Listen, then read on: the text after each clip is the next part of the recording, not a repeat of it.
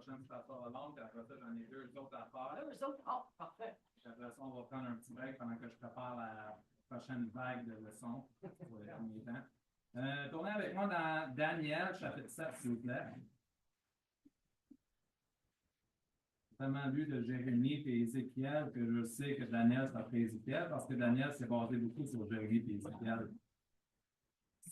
Daniel, en lisant Jérémie, Daniel a découvert que les années à Babylone, les captivités étaient seulement 70 ans, parce que ça le disait dans Jérémie. Donc, Daniel, quand il mentionne dans le livre de Daniel que c'est 70 ans, il mentionne que d'après le prophète de Jérémie, c'est 70 ans. Donc, je sais que Daniel étudiait Jérémie et Ézéchiel. Et à cause de mon étude que je sais ça, chaque fois que je m'en vais chercher le livre de Daniel, je sais que Daniel s'appelait Jérémie et Ézéchiel parce que Daniel se basait sur ces livres-là. Daniel 7. Donc, la semaine passée, quand on a fait l'étude sur le bélier et le bouc, c'était Daniel 9. C'est Daniel 9 ou Daniel 8? C'est Daniel 8. Moi, j'ai pas eu autant de fun à l'enseigner parce que c'était beaucoup de histoire, parce j'enseignais beaucoup sur Antiochus. Puis, on a débarqué beaucoup de la Bible, mais c'était normal, il fallait regarder Antiochus et sa campagne un petit peu pour comprendre Daniel 8.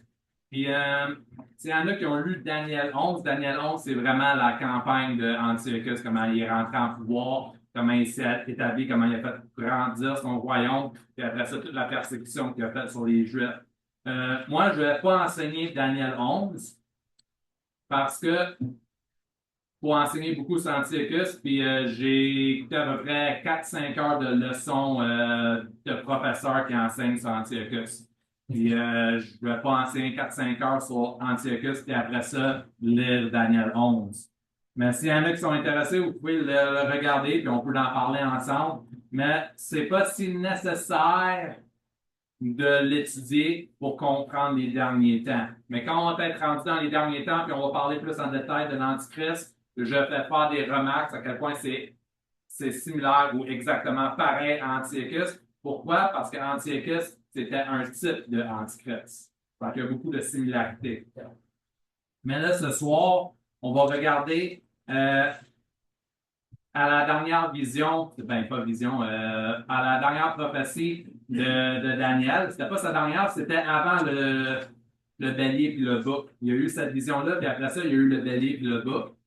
Mais on a étudié le bélier et le bouc en premier parce que lui, sur les 4 bêtes qui sortent de l'eau, ça se réfère vraiment sur les derniers temps.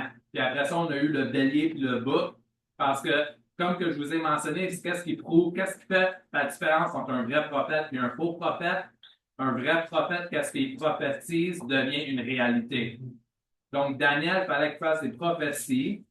Il fallait que Dieu lui donne des prophéties qui deviennent une réalité pour démontrer que lui, c'est un vrai prophète comparé à tous les autres prophètes qui fait juste dire des niaiseries. Donc, le bélier et le bouc, c'était vraiment une prophétie. C'est tout passé, qui est devenu toute réalité. Rendu à la fin de la prophétie, ça mentionne les derniers temps, mais 90% de la prophétie de le bélier et le bouc est devenue une réalité. Puis c'était nécessaire pour démontrer que Daniel était un vrai prophète de Dieu. Mais il y a une chose que vous devez remarquer, c'est le bélier et le bouc, puis les 4 bêtes qui sortent de l'eau, puis le rêve de Nebuchadnezzar, c'est toute la même prophétie. C'est toute la même chose, mais de différentes perspectives. La statue, le rêve de Nebuchadnezzar, qui est la grosse statue immense, ça, c'est de la perspective de l'homme. Toutes les 4 visions, toutes les 3 prophéties, ça a rapport avec les empires de l'homme. Ça se bâtit jusqu'à le temps de l'Antichrist, puis le Seigneur. Le Seigneur revient et établit son millénium. Toutes les 3 prophéties, ça parle de ça. Mais là, lui, de Nebuchadnezzar, qu'est-ce que je veux dire, c'est la perspective de l'homme. C'est quand l'homme regarde les empires, puis qu'est-ce qui est à venir, il voit quelque chose de majestique, il voit quelque chose de grand. C'est pour ça qu'on a une grosse statue immense, puis c'est extraordinaire, regardez. Mais les autres prophéties, le bélier et le bouc, puis les 4 bêtes qui sortent de l'eau, ça, c'est la perspective de Dieu. quand l'homme regarde les empires deviennent super puissants puis établir leur royaume puis se faire écraser par un autre empire qui le remplace, eux, de leur perspective, c'est quelque chose d'extraordinaire. Donc, c'est pour ça qu'il voit une grosse statue terrible et menaçante, tellement elle est immense et tout ça. Mais Dieu, lui, quand il regarde ces empires-là établir leur royaume, lui, il voit comme des animaux en train de chicaner, il fait juste un animal qui sort de l'eau, qui écrase le prochain. De lui, il n'y a rien de majestique, qu'est-ce qu'il est en train de regarder. Il n'y a rien d'extraordinaire, c'est juste des bêtes féroces qui s'entretuent. Donc, on peut voir ces deux perspectives-là. Donc là, Daniel, quand il a eu ces visions-là, quand il a eu ces prophéties-là, il savait déjà c'était de quoi. Parce que lui, il a eu la règle de Nebuchadnezzar, ça il se l'est fait expliquer. Il ne l'a pas expliqué au complet à Nebuchadnezzar parce que lui, Nebuchadnezzar, le roi, il était juste intéressé à la tête qui était lui. Puis c'était comme, bon, ben, ça finit là, j'ai pas besoin de savoir plus, c'est mon royaume, puis je suis content avec ce que j'ai. Mais les autres rêves, Daniel n'était pas surpris à ce qui se passait parce qu'il connaissait déjà beaucoup de l'histoire. Là, vous allez voir dans cette prophétie-là, Daniel avait des questions, mais c'était surtout sur la dernière bête et la petite congue qui va sortir de cette bête-là. Ah, c'est un autre. Ça, c'est mon message d'aujourd'hui, mes notes, Psaume 31, verset 3 à 5. Mais en réalité, en arrière, c'est mon livret de notes. À la maison, j'utilise tous des papiers qui ont été utilisés et je les réutilise. Donc, on va commencer à verset 1 de chapitre 7. Ça dit la première année de Belshazzar. Et là, Belshazzar, ça, c'est le dernier roi qui a régné sur Babylone avant que les Mèdes et les Perses prennent le dessus et qu'eux établissent leur royaume.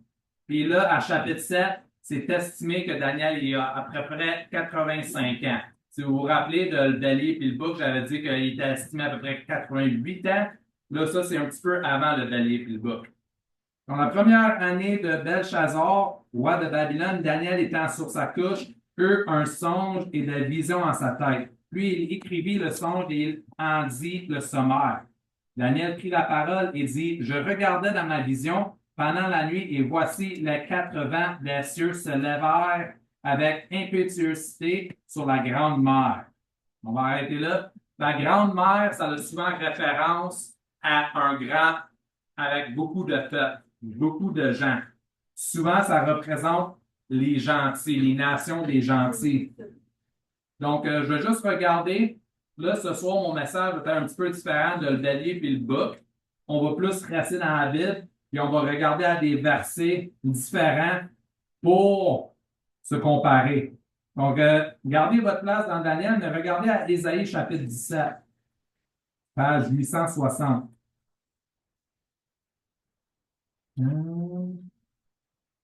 Page 859. On va commencer à verset 12. Chapitre 17, verset 12 dans Ésaïe, ça dit oh, quelle rumeur de peuple nombreux. On est en train de parler d'un peuple nombreux qui font un bruit comme le bruit des mers. Donc, quand il y a beaucoup de gens qui sont comparés à une mer. Quel tumulte de nations qui grondent comme grondent les eaux puissantes. La nation gronde comme grondent les grandes eaux. Mais il les menace et elle fut au loin chassée comme la baille par le vent sur la montagne comme la poussière devant la tempête. Est-ce que vous savez de quelle mer où les eaux puissantes sont en train de référer? C'est la mer Méditerranée. Pour eux, la mer Méditerranée, puis honnêtement, c'est pratiquement un océan à quel point c'est immense comme mer. Dans la Bible, quand il parle de mer ou d'eau puissante, c'est tout le temps la Méditerranée. Et souvent, quand il compare quelqu'un à la mer, c'est vraiment des grands nombres. Si on regarde un autre en particulier, allez dans Apocalypse, chapitre 17.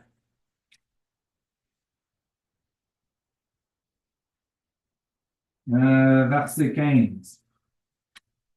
Puis il me dit, les eaux que tu as vues, sur lesquelles la prostituée est assise, sont des peuples et une multitude et des nations et des langues. Donc, encore une fois, la mer que tu as vue, les eaux que tu as vues, c'est encore une fois référence à comme la mer Méditerranée, à quel point immense, parce que tout le monde dans ce temps-là, quand il pense à quelque chose d'immense, il pense à la Méditerranée. C'est à perte de vue. Donc là, le Seigneur Jean, il compare cette immensité-là à les nations en les gens, et il mentionne aussi que c'est toutes sortes de langues qui parlent de ça. Donc, c'est vraiment un gros peuple immense, diversifié aussi. Donc, c'est souvent des nations gentilles qu'on est en train de parler. Donc, revenez à Daniel et regardez à verset 3 dans le chapitre 7. Et 4. Ah, attends une minute, je vais regarder quelque chose d'autre dans verset 2. Souvent, la mer Méditerranée, quand elle devient violente et puissante, c'est souvent les gros vents qui le gigotent. Et, tu ne peux pas sortir avec ton bateau, sinon tu vas faire un naufrage. Mais ici, encore une fois, on voit la comparaison à la fin de verset 2. Ça dit, et voici les 4 vents des cieux se levèrent avec impétuosité sur la grande mer. Donc, les 4 vents, ça dit, c'est des cieux. Donc, c'est le Seigneur qui lève, qui est en train de brasser tout ça, qui est en train de préparer. Donc, toutes les nations, les gentils, ça se fait brasser. Et tout ça, c'est comparé avec les vents de la grande mer de la mer Méditerranée. Et là, verset 3. Et 4 grandes bêtes montèrent de la mer, différentes l'une de l'autre. Donc là, c'est important de savoir qu'ils ont monté, mais à différentes occasions. Souvent, dans la version, on a l'impression que les 4 bêtes sortent en même temps, mais quand ça dit, ça ne le dit pas en français en réalité, mais il y a un mot en anglais qu'ils montent à différentes phases. Ils ne sont pas toutes les 4 sorties en même temps. Mais on va continuer, il y a d'autres mots qui le disent. En réalité, on le voit avec les mots. La première, verset 4, la première, donc les 4 bêtes sortent, mais elles ne sortent pas en même temps. La première qui sort des 4 était comme un lion et avait des ailes d'aigle.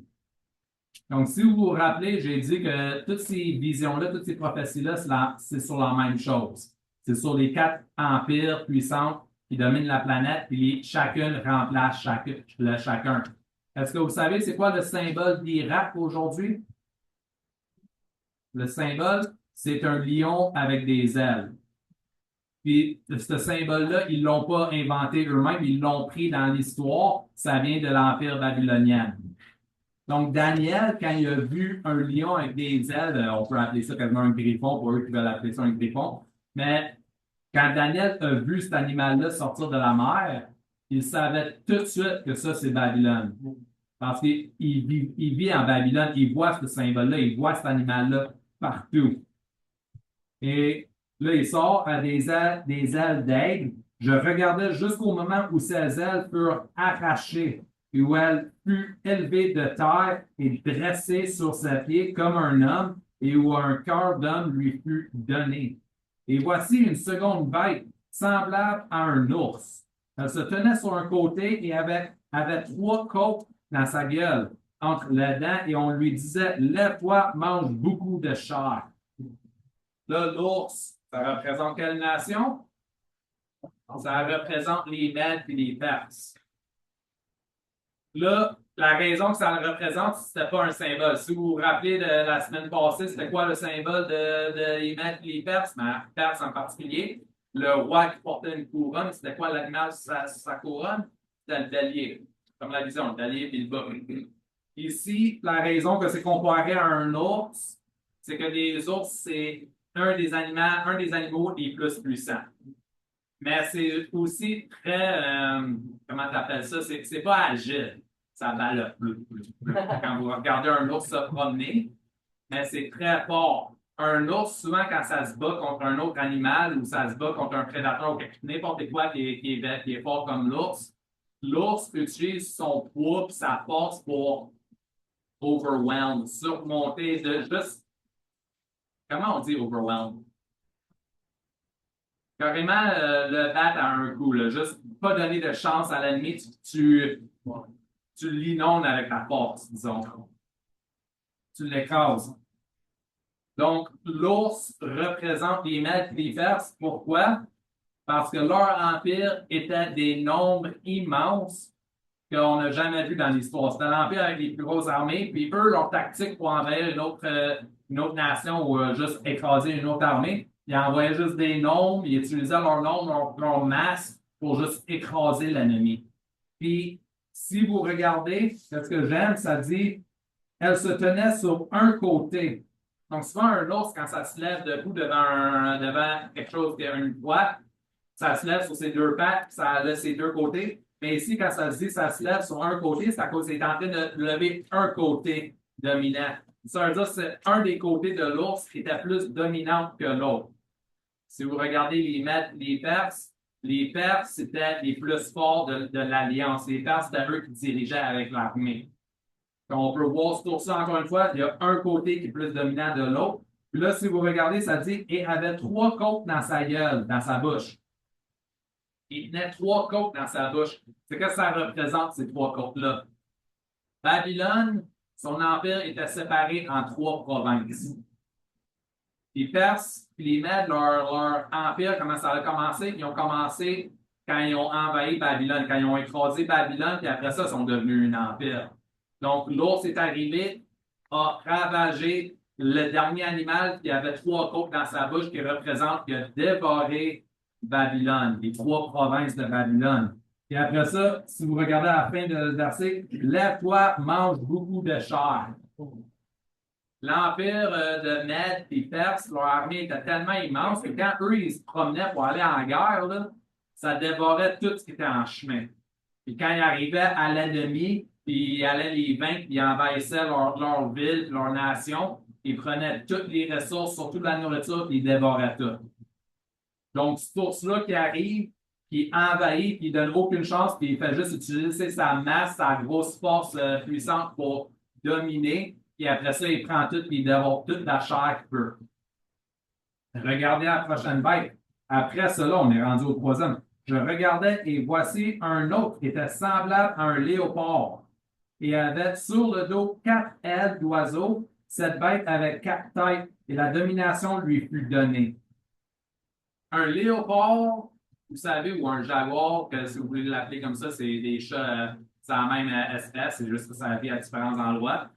C'est l'animal le plus vite sur la planète et extrêmement agile aussi. Quelle nation que ça représente? La Grèce, Alexandre le Grand. Ils ont déjà vu des léopards réussir à tuer des animaux plus gros que eux. Il y a déjà eu des léopards ou des jaguars qui ont tué un gorille, un silverback en anglais. Là. Mais ces gorilles-là,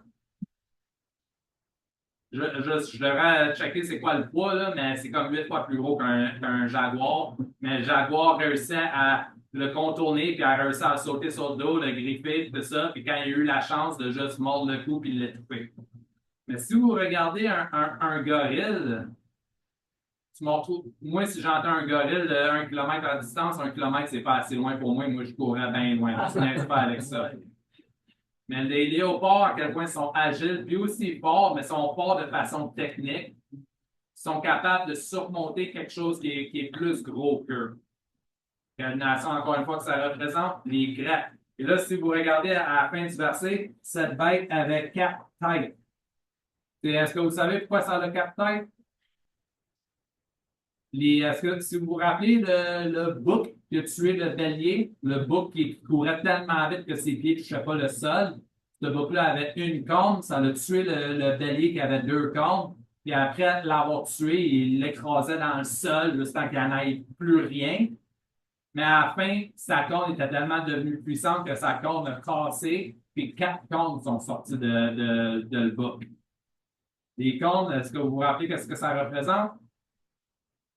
Ça représente des rois, ça représente des nations, ça dépend des situations. Dans cette situation-là, ça représente des rois. Quand Alexandre le Grand était mort, il y avait plusieurs généraux. Si je me rappelle, il y en avait 7 ou 8, mais il y en avait 4 qui ont pris le dessus puis ont dit, nous, moi, je vais mener le royaume. Les 4 s'ostinaient puis ont fait, non, c'est moi qui vais mener le royaume. Puis ils ont divisé le royaume d'Alexandre le Grand en 4. Les 4 ont dirigé.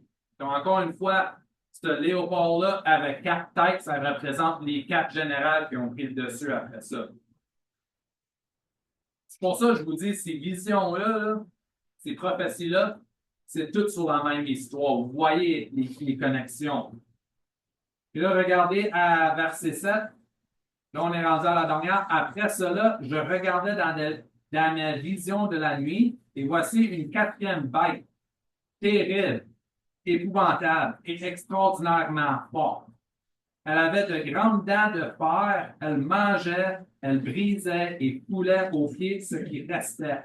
Elle était différente de toutes les bêtes qui l'avaient précédée et elle avait 10 cornes. Cette bête-là, c'est la seule bête qu'il n'y a pas de comparaison avec un animal que nous, on connaît. Sur les trois précédentes, il y avait le premier qui était comparé à un lion, le deuxième était comparé à un ours, le troisième, c'est comparé à un léopard. Mais cette quatrième-là était tellement une bête féroce, terrifiante, terrible, qu'il n'y a aucun animal qui représente cette image-là. Il n'y a aucune ressemblance.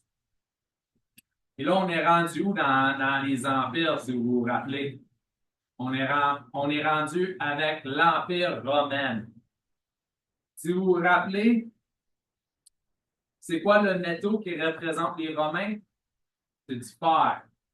C'est quoi la chose c'est quoi la caractéristique du métal du fer, le métaux fer? C'est que c'est le plus fort de tous les métaux et c'est souvent utilisé comme symbole de dominance et de aucune tolérance. Donc, cette créature-là qui était extraordinairement forte, qui avait des grandes dents de fer, elle mangeait, elle brisait et coulait aux pieds ce qui restait.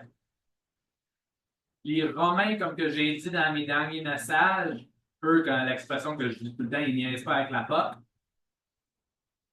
Si les Romains perdent une bataille contre une autre armée, qu'est-ce que eux, leur réponse, c'était quoi? C'est envoyer une plus grosse armée puis ils l'écrasaient. Ils l'écrasaient, mais pas juste écraser, mais ils démolissaient tellement que le monde oubliait que les Romains avaient perdu, qu'ils ont perdu la première bataille. Moi, quand j'étais plus jeune, moi, dans ma tête, dans l'Empire romain, il n'y avait rien de meilleur, puis c'était les plus bons stratégiquement, et qui gagnaient toutes leurs batailles. C'était juste la meilleure empire, les meilleurs militaires, tout ça. Mais en grandissant, puis en lisant un petit peu sur les Romains, puis quelques batailles, une bataille à gauche, une autre bataille ici, puis ici, puis là, les Romains ont perdu beaucoup de batailles dans leur histoire. Ils en ont perdu énormément, beaucoup. La raison qu'on n'entend pas parler de ça, c'est que le victorieux, c'est lui qui écrit l'histoire. Eux, c'est comme, OK, ils nous ont battus, on en envoie un autre, puis on efface ce qui arrive. Parce qu'on ne veut pas laisser de traces historiques ou de donner d'espoir à ces nations-là qui peuvent peut-être gagner sur nous. Donc, s'ils nous battent, on va les battre encore plus fort. Donc, les Romains ont vraiment dominé, ils n'ont pas donné de chance à des gens autour. Et je peux vous en nommer des batailles. Carthage, qu'ils ont complètement démoli. Au début, c'est eux qui se faisaient démolir par Carthage. Puis c'est la même chose avec les Grecs, c'est la même chose avec les Gaulois. Ils ont perdu des batailles contre l'Allemagne aussi. Ben, l'Allemagne n'existait pas dans ce temps-là, là, mais Germania, en anglais, qui s'appelait. Mais les barbares, dans le territoire du pays où l'Allemagne était, eux, ils ont vraiment fait une grosse défaite pour les Romains aussi dans ce temps-là. Mais ultimement, les Romains ont tout le temps été victorieux et ont fait sûr que le monde savait qu'ils étaient victorieux, que le monde qui se bat contre eux fait tout. C'était trop désastreux. Comme ça, le monde n'allait pas se rebeller contre les Romains ou penser à monter une armée contre eux. Donc, tu as cette créature extraordinairement forte. Elle brisait et foulait aux pieds ce qui restait. Une autre comparaison que j'aime beaucoup, est-ce que vous vous rappelez le message de Pasteur Hilmer qu'il a parlé des souliers romains? Puis, ben, c'est des sandales, je ne me rappelle plus comment ça s'appelle, là, mais les Romains avaient les meilleurs souliers qui existaient dans ce temps-là. Pourquoi? Plus que tes souliers sont meilleurs, plus que les pieds sont protégés et gardés intacts, plus que ton armée peut marcher puis voyager plus loin puis avancer plus vite. C'est très important. Puis les Romains ont réalisé ça. C'est pour ça qu'ils investissaient beaucoup dans les routes et sur l'équipement de leurs militaires, surtout les souliers. Une des choses, c'est que leurs souliers avaient des clous en dessous. Des clous de 1 pouce à 2 pouces, quasiment comme des souliers de soccer. Oui, apparemment, ça allait jusqu'à 2 pouces pour certains, dépendamment des situations. Mais quand ils allaient en guerre, une des choses qui mettait il y avait plusieurs raisons de mettre ces clous-là. Premièrement, c'était une attaque psychologique sur l'ennemi parce que l'ennemi les entendait venir quand ils marchaient sur les pierres. Clic, clic, clic, clic, clic. Mais quand tu avais 10 000 ceux-là qui faisaient ça, ça faisait peur. Il y avait aussi des ceintures de métal cognées ensemble pour faire dire à l'ennemi qu'il s'en venait, puis ça donnait l'impression qu'il y en avait beaucoup plus. L'autre avantage, c'est que les soldats glissaient moins quand ils étaient dans la terre, tout ça, comme les joueurs de soccer ou de football. Et la dernière raison, c'était aussi une arme. Quand les soldats étaient avec leur bouclier et tout ça, puis ils voyaient une opportunité, ils donnaient un coup de pied sur la cuisse ou sur le jambe de l'autre, et les jambes n'étaient pas protégées ou rien. Là. Donc, ils ouvraient des grosses coupures dans les cuisses, dans les jambes. Et s'il y avait des soldats ennemis qui tombaient, ben eux, ils continuaient, puis à la place des poignarder, ils faisaient juste les ignorer, puis ils marchaient sur eux, puis ils les écrasaient en avançant. Comme ça faisait sûr que le soldat allait pas se relever. Pas besoin de le poignarder ou rien, on continue à poignarder en avant de nous à la place. Mais on peut voir dans cette créature-là, elle brisait et coulait aux pieds ce qui restait. Donc, qu'est-ce qui restait de l'armée ennemie? Il les écrasait, il les détruisait. Elle était différente de toutes les autres bêtes qui l'avaient précédée et elle avait 10 cornes. Encore une fois, les 10 cornes, on voit la ressemblance de la statue de Nebuchadnezzar avec les 10 orteils qui ont mentionné dans le rêve de Nebuchadnezzar. Les 10 cornes, ça représente dans ce cas-ci 10 nations. Là, regardez à verset 8, là, ça c'est une nouvelle révélation pour Daniel. Verset 8, je considérais les cornes et voici une autre petite corne sortie du milieu d'elle. Et 3 des premières cornes furent arrachées devant elle. Et voici cette corne avait 2 yeux, des yeux comme des yeux d'homme et une bouche qui proférait des grandes choses. Ça, c'est une nouvelle révélation pour Daniel. Puis Daniel était vraiment intéressé dans cette petite corne-là. Mais il y a plusieurs choses qu'on peut découvrir de cette corne-là. Tournez avec moi dans Apocalypse, chapitre 17. Comme je l'ai sauvé votre place dans Daniel, parce qu'on va regarder à quelques versets aujourd'hui, faire des comparaisons. Mais regardez, à chapitre 17. Souvent, le livre d'Apocalypse, et des fois, vous m'entendez dire révélation parce que dans le livre, dans la Bible, en anglais, il appelle ça révélation. Mais en réalité, révélation, c'est une traduction du mot grec apocalypse. Apocalypse, souvent, nous, on a l'impression qu'apocalypse, c'est un mot que c'est négatif. Comme la description, c'est final, c'est atroce.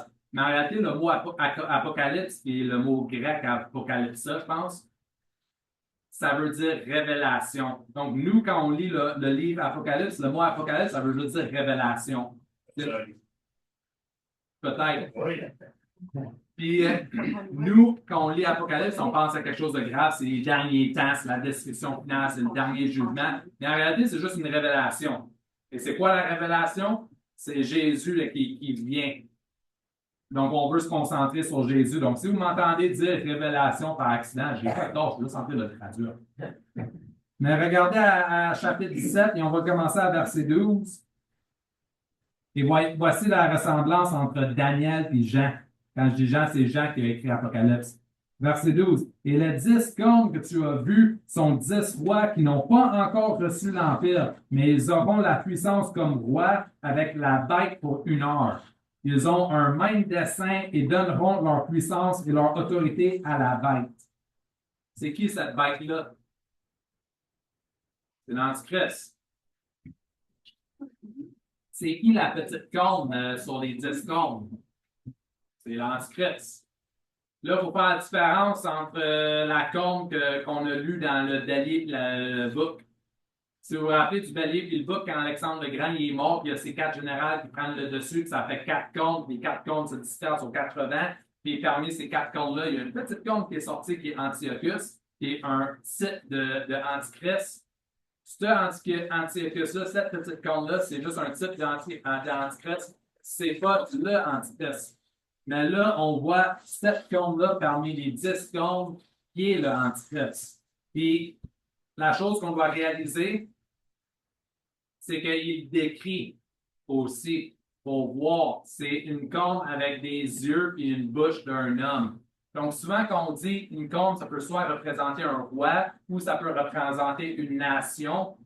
Là, dans cette vision-là, ils veulent faire sûr que ce n'est pas une nation, cette petite corne-là qui s'élève, Il va y avoir 10 nations qui vont s'allier ensemble, puis il va y avoir une petite corne qui va sortir. Mais cette petite corne-là, c'est pas une petite nation qui va sortir, mais en réalité, c'est une personne. C'est pour ça que la petite corne est décrite avec des traits d'humain. C'est une personne qui sort ces 10 nations-là. Donc, on voit la ressemblance avec le livre d'Apocalypse. C'est que Jean n'était pas la première personne qui a eu cette vision-là. Daniel l'a déjà eu, cette vision-là. Puis là, cette vision-là est redonnée à Jean.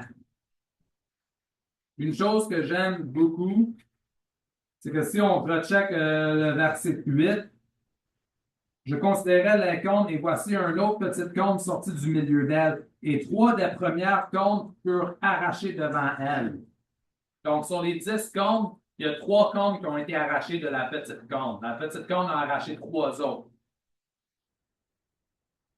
Quand on va étudier le livre d'Apocalypse, puis on va étudier les 10 nations. Les 10 nations, quand j'ai parlé la semaine passée, c'est les 10 nations qui sont alliées ensemble, mais c'est une alliance fragile. C'est pas très stable, puis ils ont besoin d'un fort dirigeant pour les diriger. Ce fort dirigeant-là va être l'Antichrist. Quand l'Antichrist va arriver sur le scène, sur le terrain, il va prendre comme rôle dirigeant des 10 nations. Mais les 10 nations ne vont pas se agenouiller devant lui direct en partant.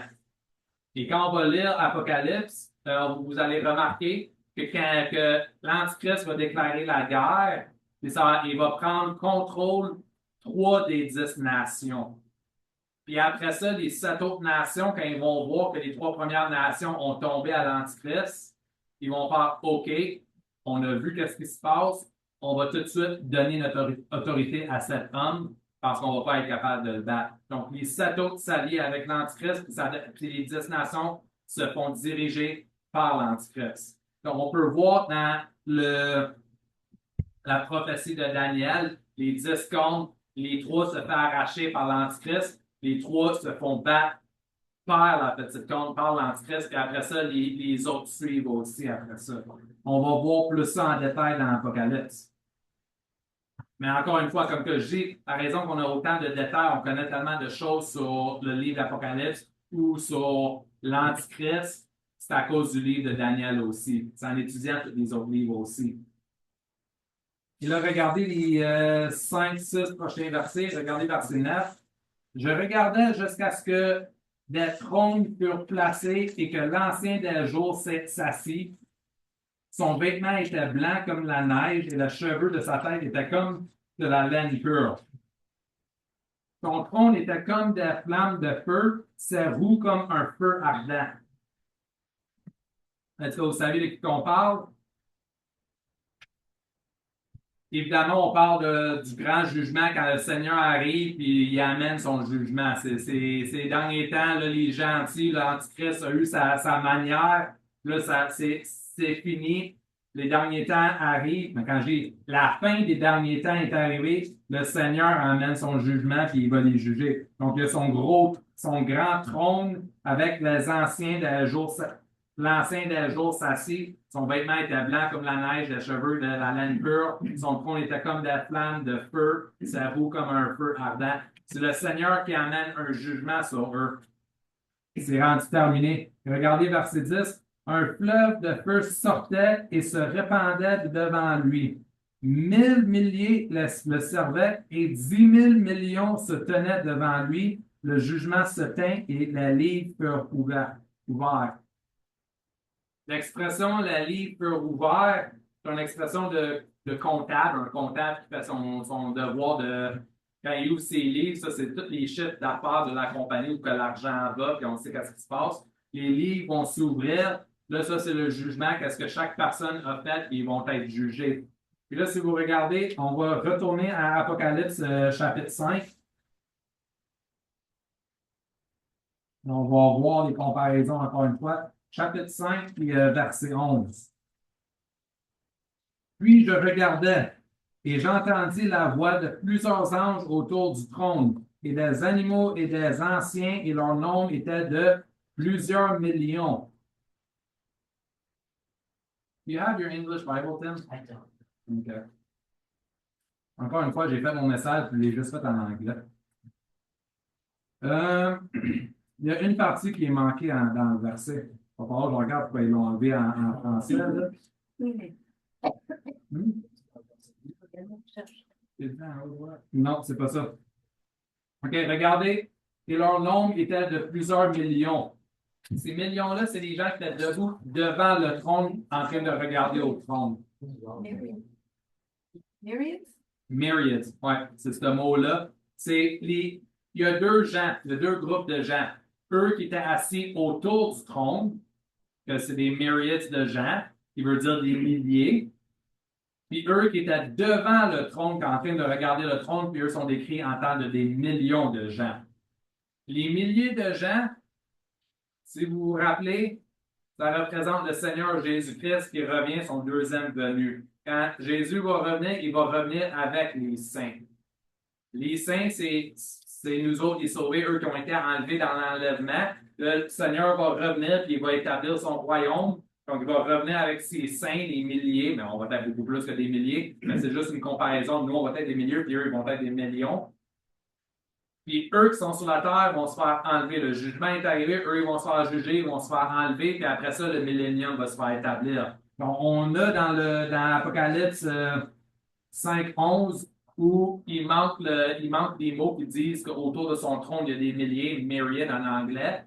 Puis devant le trône, il y a des millions. Ça, c'est eux qui vont se faire juger. Si on revient dans Daniel 7, un fleuve de feu sortait et se répandait devant lui, verset 10. 1000 milliers le servaient. Ça, c'est tous eux qui étaient avec lui autour du trône. 1000 milliers le servaient et 10 000 millions se tenaient devant lui. Ça, c'est eux qui s'apprêtent de se faire juger par le Seigneur. Ça, c'est eux qui n'ont pas accès, qui ont rejeté le Seigneur, qui se battaient contre le Seigneur.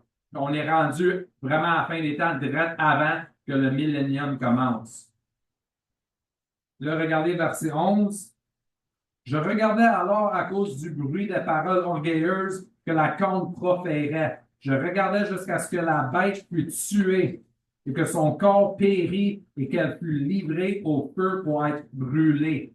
C'est qui cette bête-là? Souvent, cette bête-là est nommée la bête. C'est l'Antichrist. L'Antichrist est souvent nommé la bête. Puis on l'a vu aussi dans l'Apocalypse qu'on a lu tout à l'heure, je me rappelle bien, Apocalypse 17, on a lu que il décrivait la bête à l'Antichrist en tant que la bête aussi. Donc, ici, une chose que je veux pointer, je regardais alors à cause du bruit des paroles orgueilleuses que la conte proférait. La conte, c'est l'Antichrist, la petite conte, aussi nommée la bête. Les paroles orgueilleuses. Mais regardez aussi, je pense que c'est dans verset 7. On va lire un petit peu à la fin. Elle brisait et foulait aux pieds ce qui restait. Elle était différente de toutes les bêtes qui l'avaient précédée et avait 10 cônes. Verset 8. Je considérais les cônes et voici une autre petite cône sortie du milieu d'elle. Et 3 des premières cônes furent arrachées devant elle. Et voici cette cône avait des yeux comme des yeux d'homme et une bouche qui proférait des grandes choses. Proférait des grandes choses. Si moi je le traduirais en québécois aujourd'hui, c'est quelqu'un qui se vante. Mais proférait des grandes choses, c'est une expression hébreu. Quelqu'un qui se vante, mais vraiment à l'extrême limite, que tu ne peux pas te vanter plus. Et pour les Hébreux, comment tu ne peux pas te vanter plus, c'est quand tu nais à niveau de Dieu. Tu es tellement en train de te vanter, tu es en train de dire, moi, je suis un Dieu. Comme si je vois souvent Timothée en train de jouer, puis il bat les genoux, quand ah, je suis votre Dieu. Je niaise, il n'a jamais dit ça. Là. Mais quand on joue, puis on est vraiment bon, puis on veut se vanter, tu ne peux pas te vanter plus haut que te comparer à Dieu lui-même. Donc, tu as le verset 8 qui dit qu'il proférait, ça veut dire qu'il se vante, de grandes choses. De grandes choses, là, en hébreu, c'est vraiment à l'extrême. Il se vantait à l'extrême. Dans d'autres mots, il est en train de se proférer qui était Dieu. Donc, on a l'Antichrist. Et là, après ça, c'était verset 12 ou 11 qu'on regardait. Verset 11. Et je regardais alors à cause du bruit des paroles orgueilleuses que la conte proférait. Encore une fois, il est en train de pointer, encore une fois, qu'il est en train de se vanter vraiment orgueilleusement. Là. Là, c'est rendu dans les derniers temps, c'est rendu là. Mais quand j'ai les derniers temps, je parle derniers temps de l'Antichrist. L'Antichrist a eu son temps, là, lui, dans ses derniers temps, il va se faire écraser. Mais là, il repoussait la réalité, puis il continue en train de se vanter de façon orgueilleuse. Il y a Jésus devant lui qui s'apprête de l'écraser, puis lui, c'est comme non, je suis meilleur que toi! Il continue à se vanter orgueilleusement. Et là, ça continue à verset 12. Quant aux autres bêtes, la domination leur fut aussi ôtée, quoiqu'une prolongation de vie leur a été accordée jusqu'à un temps déterminé. Là, verset 12, ça aurait été mieux de mettre comme des parenthèses, parce que ça coupe l'histoire, parce que là, nous, on est en train d'avancer avec l'histoire de la première bête, qui est les Babyloniens, la deuxième bête, qui est les Perses, puis après ça, les Grecs, la quatrième, c'est les Romains, puis après, les Romains, c'est les derniers temps, c'est l'Antichrist. Puis là, après ça, ça retourne à les bêtes. Donc, il aurait dû juste mettre comme une parenthèse en passant. Parce que s'il y en a qui se demandent ce qui est arrivé à les autres bêtes avant ça, ben là, verset 12, c'est juste un en passant que je vous donne l'information si vous êtes curieux de ce qui est arrivé. Et là, on parle des autres bêtes. En passant, quant aux autres bêtes, la domination leur fut aussi ôtée. Donc, l'Antichrist, sa domination, il a été tué, il a été écrasé, puis il a été jeté dans les feux dans l'étang de feu pour être brûlé à l'éternel. Mais quant aux autres bêtes, la domination leur fut aussi ôtée, quoiqu'une prolongation de vie leur a été accordée jusqu'à un temps déterminé. Donc, eux, qu'est-ce que ça veut dire? Si on lirait en hébreu, c'est différent. Qu'est-ce qu'il est en train de dire? C'est que eux, ils n'ont pas été jugés par le camp de l'Antichrist. Eux, leur dominion a été enlevée dans leur propre temps déterminé. C'est quoi leur propre temps déterminé? L'Empire babylonien est venu sur le terrain, ils ont eu leur moment, et ça a été déterminé quand est-ce qu'ils vont se faire remplacer. Ils se sont fait remplacer par les Perses. Les Perses ont eu leur temps, puis après ça, ils se sont fait enlever puis, par la prochaine empire, etc. Donc, ces bêtes-là, ils ont eu leur temps pour jouer, puis avoir leur terrain, avoir leur place, mais après ça, ils se sont fait enlever par la prochaine. En d'autres mots, ils se sont fait le lion s'est fait tuer par l'ours s'est fait tuer par le léopard, et le léopard s'est fait tuer par la grosse bête qu'on ne peut même pas décrire. Donc, verset 12, c'est juste pour décrire qu'est-ce qui s'est passé à les autres si on est curieux. Et naturellement, on est curieux. Là, verset 13. Je regardais dans cette vision de la nuit et je vis comme le Fils de l'homme qui venait sur la nuée des cieux. Et il vint jusqu'à l'ancien des jours et on le fit approcher de lui. Et on lui donna la domination, la gloire et le règne, et tous les peuples, nations et langues le servirent. Sa domination est une domination éternelle qui ne passera point et son règne ne sera point détruit. Évidemment, on parle de Jésus, puis on parle de l'établissement du millénium. Je vais vous référer encore une fois le rêve de Nebuchadnezzar, la statue avec chaque partie du corps que de différents métaux qui représentent chaque nation, chaque empire. Et qu'est-ce qui est arrivé à la statue à la fin? Un rocher, une roche a été coupée d'une montagne, a déboulé, a rentré dans la statue a été complètement démolie, tombée en poussière. Les vents ont poussé toutes les poussières, le vent a poussé la poussière dans toutes les directions, puis on ne peut même plus voir de traces de tous ces empires-là. Ça a été complètement effacé. Puis après ça, ce rocher-là est devenu une montagne, puis ça l'a grossi, puis ça a couvert la planète au complet. C'est quoi cette vision-là? Encore une fois, on parle de Jésus qui a détruit l'Antichrist, qui a détruit tous les empires qui ont révolté, qui ont refusé le Seigneur. Jésus les a tous démolis, il les a complètement écrasés et éparpillés leur empire partout, ils ont effacé complètement, qu'on ne peut plus voir de traces. Puis après ça, il a établi son millénium qui a grossi sur la planète au complet. Donc, encore une fois, ces rêves-là, ces visions-là, ces prophéties-là, c'est la même chose. C'est la même histoire en train d'être contée, mais de différentes perspectives. La perspective de l'homme qui regarde ces empires-là grossir, immenses, sont comme waouh, c'est beau, c'est extraordinaire. La perspective de Dieu qui regarde les empires de l'homme, mais lui, il voit juste des bêtes féroces en train de s'entretuer violemment et que c'est juste pas beau à voir. Mais on a l'Empire, on a le millénium que Jésus établit. Regardez avec moi dans l'Apocalypse 19.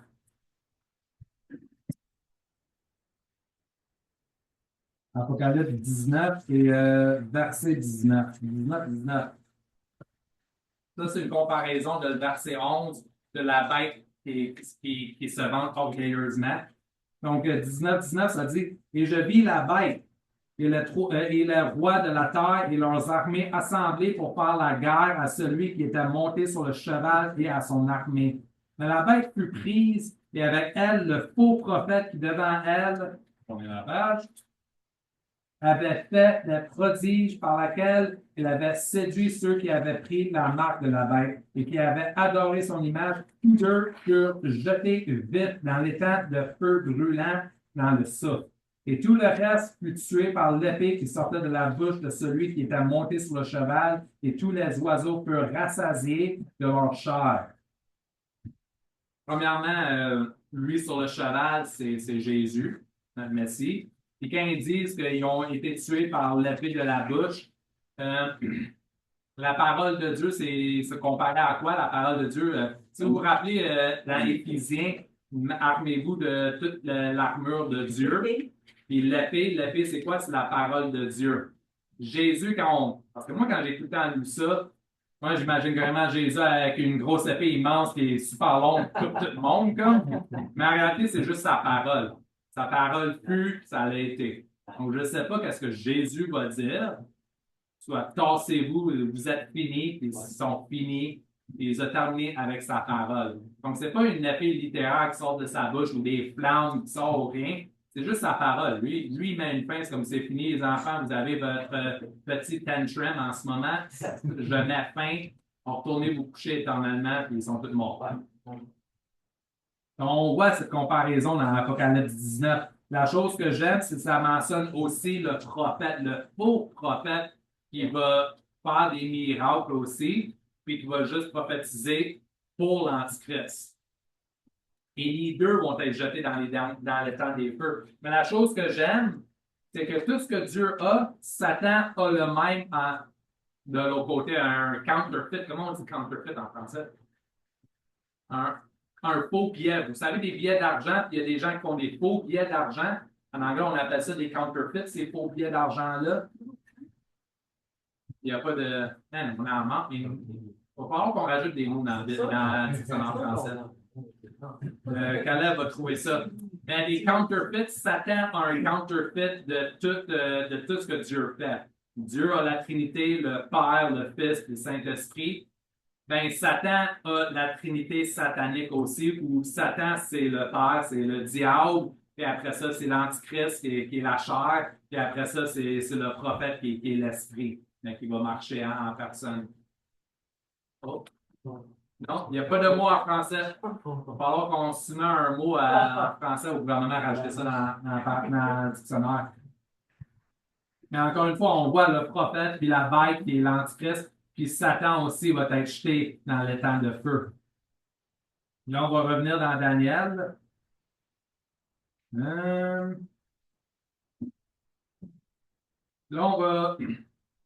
on a lu 14, on va juste lire 15, mais regardez, c'est à 16 qu'on va recommencer. Mon esprit à moi, Daniel, fut troublé au-dedans de moi.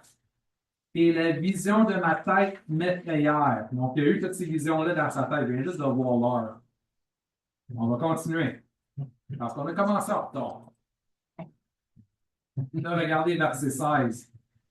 Je m'approchais de l'un des assistants et je lui demandais la vérité sur toutes ces choses. Et il me parlait et m'en donnait l'interprétation. Donc, il y avait le trône, puis il y a des assistants tout autour. Donc, on assume que c'est des anges. Ça se peut que ça soit aussi des saints, on ne le sait pas, mais moi, personnellement, je pense que c'est des anges parce que je ne peux pas avoir des saints dans ce temps-là, mais techniquement, c'est le futur qu'est-ce qu'il voit.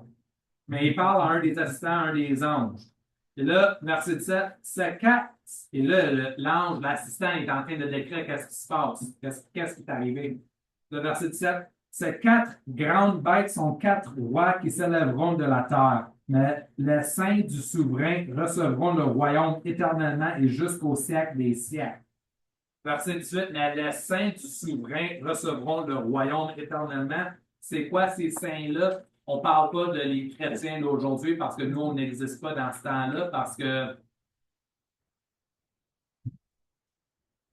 correction, c'est nous les saints. Parce que c'est la vision. Donc, les saints vont recevoir le royaume éternellement. Mais il y a un autre saint qu'on va voir plus loin. Donc, c'est tous les gens qui ont mis leur confiance dans le Seigneur, qui suivent le Seigneur, ils vont recevoir le royaume éternellement. Donc là, l'assistant est en train de dire les quatre bêtes, c'est tous les empires qui vont monter, puis après ça, il skip vraiment rapidement, mais le royaume éternel du Seigneur va être établi avec tous ses saints. Là, regardez, là, Daniel a des questions, mais là, comme que je dis, Daniel savait déjà une grosse partie de la vision à cause de Nebuchadnezzar. Mais là, lui, la nouvelle révélation, c'est la quatrième bête. Et là, lui, il avait des questions sur la quatrième bête. Regardez verset 19. Alors, j'ai voulu savoir la vérité touchant la quatrième bête, qui était différente de toutes les autres et extraordinairement terrible, dont les dents étaient de fer et les ongles d'airain, qui mangeaient, brisaient et coulaient aux pieds ce qui restait. Et touchant les 10 cônes qui étaient sur sa tête, et touchant l'autre cône qui était sorti et devant laquelle trois étaient tombés, cette cône qui avait des yeux et une bouche qui proférait de grandes choses, encore une fois, proférait de grandes choses, il se proclamait Dieu, et qui avait une plus grande apparence que les autres. Je regardais comment cette cône faisait la guerre aux saints. Et là, ce saint-là, c'est là la différence, c'est Jérusalem. C'est les saints juifs qui faisaient la guerre contre eux. Donc, il est en train de là, je suis rendu où, là, avec une grande apparence. Je regardais comment cette cône faisait la guerre aux saints et prévalait sur eux. Le verset 2, jusqu'à ce que l'ancien des jours vint, on parle du Seigneur, et que le jugement fut donné aux saints du souverain, et que le temps arrivera où les saints entrèrent en possession du royaume. Donc là, on parle que Jérusalem se fait persécuter par l'Antichrist, et là, lui voyait cette cône-là en train de faire la guerre, en train de les persécuter, en train d'essayer de tous les tuer, jusqu'à l'arrivée de l'Ancien, qui est le souverain, qui est de Jésus, qui arrive pour les libérer et qui établit son royaume, puis que les saints vont régner avec le Seigneur. Et là, après ça, on a la description. Donc là, il y a Daniel qui pose toutes ces questions-là. C'est surtout sur la bête, cette grosse bête féroce, et surtout sur cette petite cône-là. Et là, on voit l'ange, qu'est-ce qu'il dit dans verset 3. Il me parla ainsi, le quatrième bête est un quatrième royaume qui existera sur la terre, qui sera différent de tous les autres royaumes, et qui dévorera toute la terre et la foulera et la brisera. Les 10 comptes, ce sont 10 rois qui s'élèveront de ce royaume. Donc souvent, le monde, c'est là qu'ils disent que l'Empire romain va être ressuscité, il va être rétabli avec ces 10 royaumes-là, ces 10 nations-là, ces 10 pays-là vont s'allier ensemble, ils vont recréer l'Empire romain. Donc, souvent, moi, je ne sais pas personnellement s'ils vont vraiment s'appeler romains ou quelque chose comme ça. Moi, je pense que c'est plutôt comme une description de l'apparence où ces 10 nations-là reprennent où que les Romains étaient, sont où les Romains tout autour de la mer Méditerranée. Puis la mer, c'était une grosse mer immense, donc il n'y a rien de plus gros que dans ce temps-là. Dans le fond, la planète, pour eux, c'était autour de la mer Méditerranée. Puis les nations vont être répandues partout sur la planète. On parle surtout autour de la mer Méditerranée, mais encore une fois, on n'a pas plus de preuves que ça. Donc, moi, personnellement, je trouve que le métaux fer représenté dans la statue et dans la bête, c'est pas nécessairement l'Empire romain qui va revenir en vie, mais ça représente l'attitude, les traits de caractère que ces 10 nations-là vont avoir. Les traits de caractère dans le sens qu'ils vont être très puissants, ils vont établir leur empire peut être mis en place à cause de leur force, ils ne vont pas avoir de tolérance, donc ils vont persécuter tout ce qu'il y a autour qui les contredit. Ça, c'est mon opinion. Mais moi, je m'emballe pas trop de l'idée que c'est l'Empire romain qui va renaître ou rien de ça, parce que je vois pas d'autres preuves à part que c'est la quatrième bête qui représente les Romains, et en même temps, ça représente les 10 nations qui vont sortir dans les derniers temps. Maintenant, on va continuer. C'est à verset 23. Les 10 comptes sont 10 rois qui s'élèveront de ce royaume et un autre s'élèvera après eux qui sera différent des premiers et il abaissera 3 rois. Donc, encore une fois, les 10 rois, les 10 nations sont alliés ensemble, qui sont en train de dominer, qui ont une grosse force puissante. L'Antichrist va arriver, il va écraser 3 des 10, puis les 7 autres vont donner leur autorité qu'on a vu dans l'Apocalypse, puis ils vont tous redevenir ensemble dirigés par l'Antichrist. Le verset 25, il prononcera des paroles contre le souverain. Souverain, c'est le S est majuscule, c'est le Seigneur. Il opprimera les saints du souverain. C'est qui les saints du souverain? C'est Jérusalem, c'est les Juifs. Et pensera à changer le temps et la loi. J'ai presque fini. En réalité, on va finir avec ces versets-là. C'est qu'est-ce qu'il est en train de dire? Il pensera à changer le temps et la loi. Les temps, c'est une expression juive. J'ai-tu le verset? Allez dans Deutéronome, chapitre 16.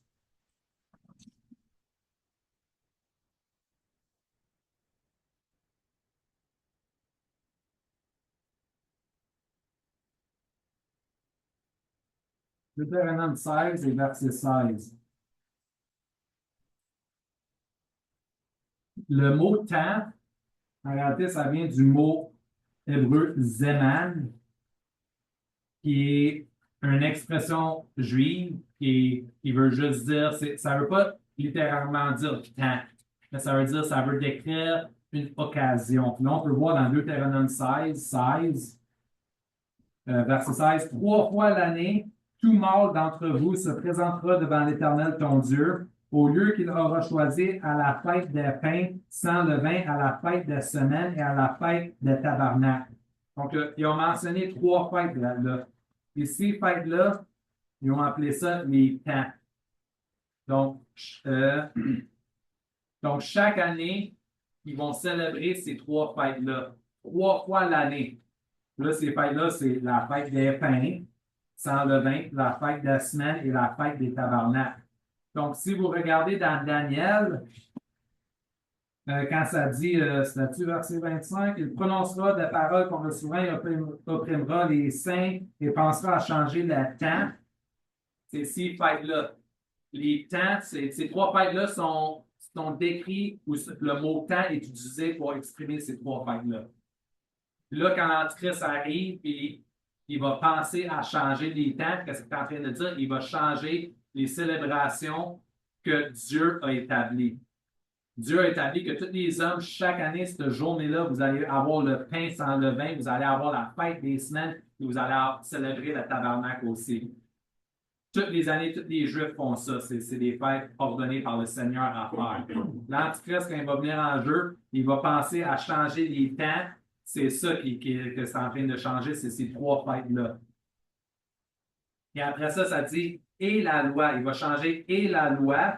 Là, on ne va pas tourner à là, mais le livre de Lévitique, vous connaissez le livre de Lévitique, ça décrit beaucoup de lois pour les Juifs. Des lois sur comment faire leur sacrifice, quelle sorte d'animal qu'ils doivent sacrifier. Mais ce n'est pas juste des sacrifices, c'est aussi quel animal que vous avez le droit de manger, comment vous devrez vous adresser, c'est qui a le droit de faire les sacrifices, c'est quel jour tu dois faire ici et ça. C'est toutes les lois que les Juifs doivent suivre. Pourquoi les Juifs suivent toutes ces lois-là? Parce que Dieu les a mis à part de toutes les autres peuples, de toutes les autres nations. Cette nation, c'est la nation de Dieu. Pour que cette nation-là soit unique, voici les lois que vous devez respecter. Parce que vous êtes mon peuple, vous allez respecter mes lois, puis vous devez être séparés de toutes les autres. Beaucoup de ces lois-là, c'est aussi des lois pour être propres. Comme vous n'avez pas le droit de manger ces bêtes-là parce qu'il y a des contaminations, je veux vous garder propre. Donc, beaucoup des lois, il y a 2 buts, twofold. Mais il y a comme deux raisons. Comme il y a la raison d'être séparé de toutes les autres nations, mais en même temps, les Juifs ne le réalisent pas, mais Dieu est en train de les protéger de d'autres choses aussi, de d'autres saletés. Une des lois aussi, c'était touche pas les animaux morts. Vous voyez des carcasses en train de pourrir sur le bord, touche-les pas. Mais Dieu, il les ordonne de ne pas les toucher. Et eux, ils respectaient ça, mais de nos jours, on sait que tu ne touches pas un cadavre d'un animal en train de pourrir sur le bord de la rue. Pourquoi? Parce que tu peux pogner des maladies. Donc, le Seigneur, il donne des lois pour être séparé des autres, mais aussi les protéger aussi. Donc là, on a l'Antichrist, il pensera à changer le temps et la loi. Et les saints seront livrés en sa main. Qu'est-ce que c'est en train de dire? C'est que les saints, l'Antichrist va pouvoir les persécuter. Les saints vont être susceptibles, ils vont être vulnérables à l'Antichrist pendant un temps, des temps et la moitié d'un temps. Donc, les saints, les Juifs vont être vulnérables à l'Antichrist pour un temps, des temps et la moitié des temps. Le mot temps ici, ce n'est pas le même mot que l'autre temps qu'on vient juste de lire, les temps et les lois. Ce temps-là, c'est le mot Zenan qui est pour les trois fêtes. Mais le temps ici, c'est le mot Idan. Idan. Je prononce ça comme du monde. Ce mot-là, c'est une durée de temps. Et quand vous voyez ce mot-là, il faut que le mot soit décrit, qu'est-ce que ça veut dire? Ça veut, si tu dis que si on regarde le premier, un temps, un idam. Après, quand ils disent un idam, précise, c'est quoi? Un idam, ça peut être une semaine, un jour, un mois, une année. Donc, quand il dit, là, ici, on a dit un idam, un quoi? On ne sait pas. Mais, par défaut, dans les règles grammaire hébreu, si idam n'est pas précisé quelle sorte de temps que c'est, par défaut, c'est année. Donc, quand ça dit un idam, là, à côté, on lit, puis on ne voit pas c'est quoi. Donc, automatiquement, ça veut dire une année. Donc, lui, il a dit un idam, un, on va le mettre en féminin parce que c'est français, une année. Puis après ça, à côté, ça dit des temps. Encore une fois, c'est idam, des idam, puis on ne sait pas encore une fois, ça ne décrit pas c'est quoi, donc c'est des années. Mais une autre règle de grammaire en hébreu, c'est que nous, on a du singulier puis du pluriel. Rajoute un S à la fin de ton mot, puis ça devient pluriel. C'est quoi pluriel? Qu'est-ce que ça veut dire pluriel? Ça veut dire deux et plus, ou plus que un. Pluriel. Les Hébreux avaient du singulier, il y avait du couple, des mots, un règle qui veut juste dire deux, puis après ça, il y avait du pluriel. Mais eux, leur pluriel, c'est trois et plus. Donc, eux, il y avait un autre règle grammaire qui veut juste dire deux. Comme nous, le mot couple veut juste dire deux. Un couple, c'est deux choses ensemble. Mais eux, dans leur règle de grammaire, il y avait un autre symbole. Comme nous, on a le symbole S, la lettre S qui veut juste dire pluriel, deux et plus. Eux, ils ont un autre symbole qui veut dire deux. Et après ça, ils ont juste leur mot à singulier qui n'a juste pas de symbole, c'est juste le mot, ça veut juste dire un. Puis après ça, le symbole qui veut dire deux. Puis après ça, il y a un autre symbole que nous, c'est le S qui veut dire pluriel. Eux, c'est trois et plus. Donc, le idam qui dit des temps, des idam, en hébreu, c'est le symbole qui veut dire deux. Donc, c'est deux idam. Et là, c'est pas précisé, donc c'est 2 années. Donc là, si on relie un temps, un idam, une année et 2 années et la moitié de un idam. Et encore une fois, c'est pas précisé, c'est une année. Donc, tu as 1 et 2 et moitié. Additionnez ça tout ensemble, ça fait quoi? 3 ans et demi. Pourquoi 3 ans et demi? La tribulation, ça dure combien de temps? Mais vous pouvez lire dans Daniel 9, 27, on ne va pas tourner à lire, il commence à être tard. Dans Daniel 9, 27, ça parle des 7 années de tribulation. La moitié de les 7 années, c'est là que la grande tribulation va arriver. Ça, c'est là où l'Antichrist va se prophétiser le Seigneur, puis il va se prophétiser Dieu, puis il va commencer la persécution sur les Juifs. Ici, c'est en train de dire, tout est connecté ensemble, ça se supporte tout ensemble. Les Juifs vont être mis vulnérables dans les mains de l'Antichrist pour 3 ans et demi. Un idam et 2 idam et la moitié d'un idam. Pour 3 ans et demi, l'Antichrist va les attaquer. Qu'est-ce qui se passe dans la tribulation? L'Antichrist fait une traité de paix de 7 années. Au milieu, à 3 ans et demi, il va la briser et il va les attaquer. Une autre comparaison, comme j'ai dit au début, je vais comparer ça avec Antiochus. Antiochus a signé un traité de paix avec les Juifs quand la première fois qu'il a passé à travers de Jérusalem pour aller attaquer l'Égypte. Et quand les Romains ont tourné de bord Antiochus, Antiochus était super frustré. Il n'avait pas un chat à voter, donc il a décidé de voter Jérusalem. Il a brisé le traité de paix, tout comme l'Antichrist va faire dans les derniers temps. On voit toutes ces comparaisons-là. Donc là, on voit, si on lit les autres des versets, puis viendra le jugement et on lui ôtera sa domination pour la détruire et la faire périr jusqu'à la fin. Et le règne et la domination et la grandeur des royaumes qui sont sous tous les cieux seront donnés au peuple des saints souverains. Son royaume est un royaume éternel et toute la domination le serviront et lui obéiront. C'est ici la fin de cette parole. Quant à moi, Daniel, mes pensées me troubleront fort. Je changeais de couleur et je conservais ces paroles dans mon cœur. Je vais juste terminer avec un dernier verset. Tournez avec moi dans Ésaïe. Ésaïe, le chapitre 2, et verset 4. Il jugera la nation et sera l'arbitre de plusieurs peuples. Alors ils forgeront de leur épée de Oyo et de leur lance de serpe. Une nation ne lèvera plus l'épée contre l'autre et on n'apprendra plus la guerre. On n'apprendra plus la guerre, ça veut dire qu'il n'y aura plus de soldats, on va plus enseigner, il n'y aura plus de soldats professionnels. La chose qui est extraordinaire, c'est une fois que le Seigneur va établir son millénium, là, on a Ésaïe 2,4, ça part du millénium, ça part à ce qui est à venir. C'est que là, le monde va transformer leurs épées, puis ils vont transformer leurs lances en des matériels, en des matériaux pour travailler la terre, le terrain, les fermes, l'agriculture.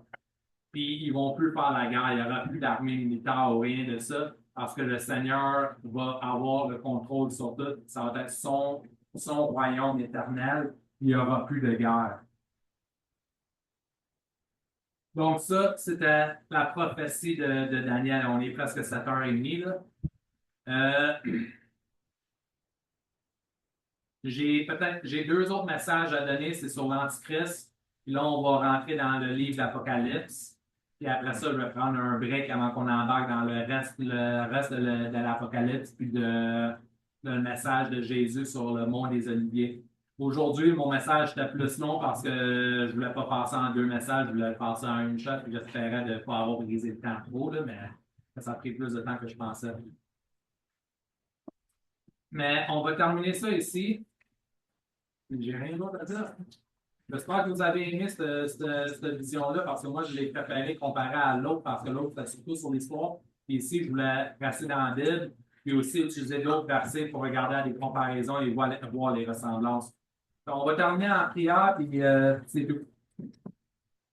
Merci Seigneur pour cette occasion d'étudier votre parole, Seigneur. Seigneur, on regarde votre parole, puis souvent on se demande où il y a des gens, des chrétiens qui disent c'est comme pourquoi j'étudierais les derniers temps, ça ne me touche pas, ça ne m'impacte pas, Seigneur. Mais en même temps, Seigneur, oui, ça ne nous impacte pas, mais c'est quelque chose que vous nous avez donné. C'est une parole que c'est des écritures qu'on doit lire, étudier, regarder, pour nous motiver, Seigneur, pour nous rappeler que notre temps ici sur la terre, c'est limité et que le jugement va venir, Seigneur. On doit regarder vers vous et pointer tout le monde vers vous, Seigneur, et sauver le plus d'âmes possible. Et Seigneur, la perception va venir où les temps vont être horribles. Mais Seigneur, avec votre parole, avec vos mots, Seigneur, on sait que vous êtes à venir, que vous avez promis votre deuxième venue, Seigneur, que vous allez mettre une fin à tout cela, puis votre règne, votre millénium va venir, puis ça va être établi éternellement, Seigneur.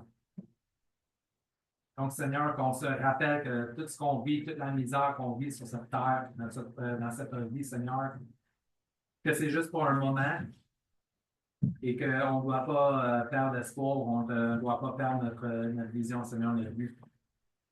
On reste concentré sur vous.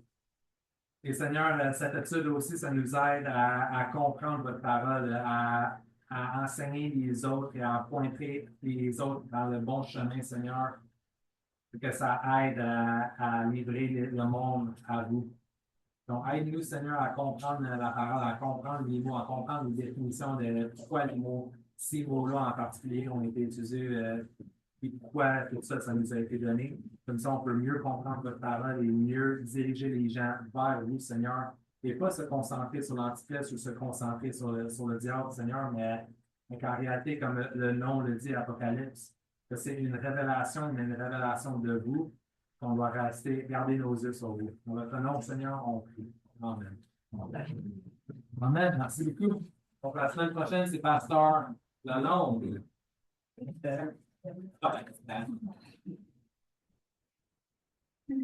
Ah,